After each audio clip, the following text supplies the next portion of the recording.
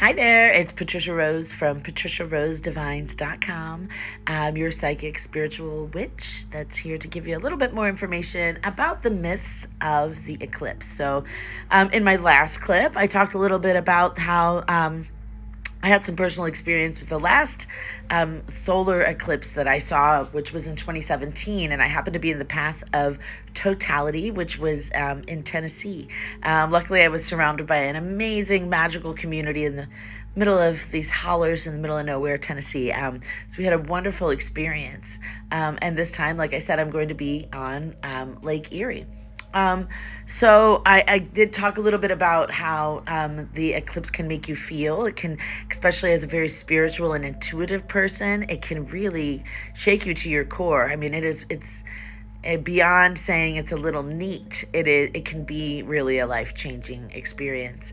In David Bowie's very last video, he had the shaking involved in that with the black sun that was coming through in that, which was also talking about his change in life. The eclipse has so many different mythologies attached to it throughout the ages, and I kind of wanted to talk about a couple of those things.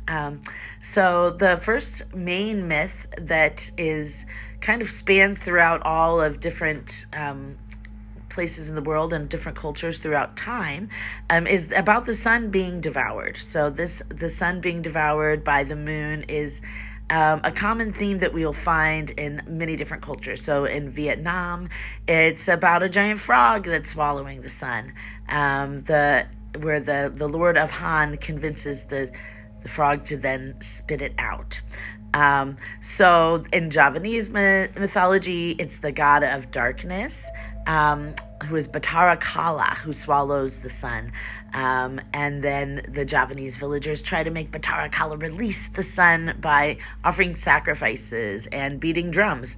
Much like in the Chinese culture, it's the dragon that is devouring the sun. And that's why they also beat the drums and have the firecrackers. In Andean mythology, it's a puma devouring the sun yet again to prevent the sun's death. The puma has to be frightened away by the screams of children and the cries of animals. And then in Choctaw legend, it's a very mischievous black squirrel that's gnawing on the sun. So we've got all these different mythologies about that. And just there's also quite a few that involve a wolf. That is also a very common theme, is like the wolf, which also makes me kind of think of the nothing and the never-ending story, if you remember that. And then in Norse culture, we have Loki, the trickster Loki, who's chained by the gods, and he gets his revenge by creating wolf-like giants, and one who swallows the sun. So these are all just very common stories in all these different cultures. So I think it's interesting. They share such interesting history. So the second big myth that I'm finding out here is all about the sun and the moon being intimate partners in a way.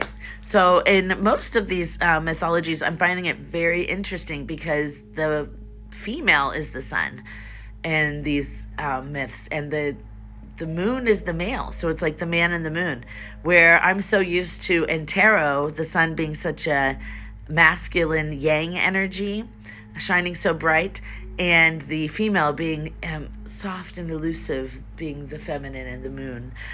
So it's totally different. The Inuit tell of the sun goddess, Melina, who's chased across the sky by her brother. And he occasionally catches up with her in a brief reunion, and that's when everything goes dark. So that's kind of like a fun little one.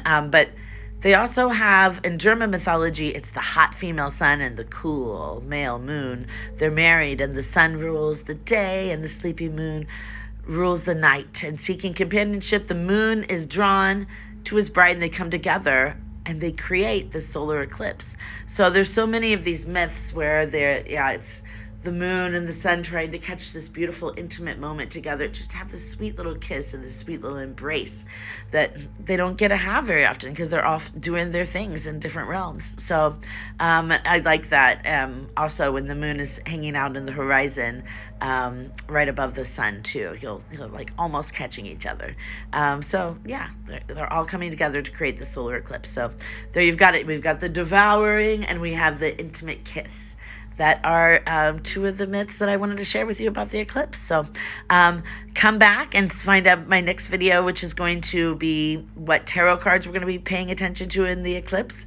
And then I'm going to be giving some kind of magical advice on what to do in the eclipse. You don't really want to do a lot of magical witchy woo-woo to manifest. That stuff's going to come after. So right now you're just kind of going with the changes. So we'll talk about that next. All right, have a great day. And as always, go ahead, feel free to check me out on patriciarosedivines.com and feel free to click on my links and book an appointment with me. Thanks.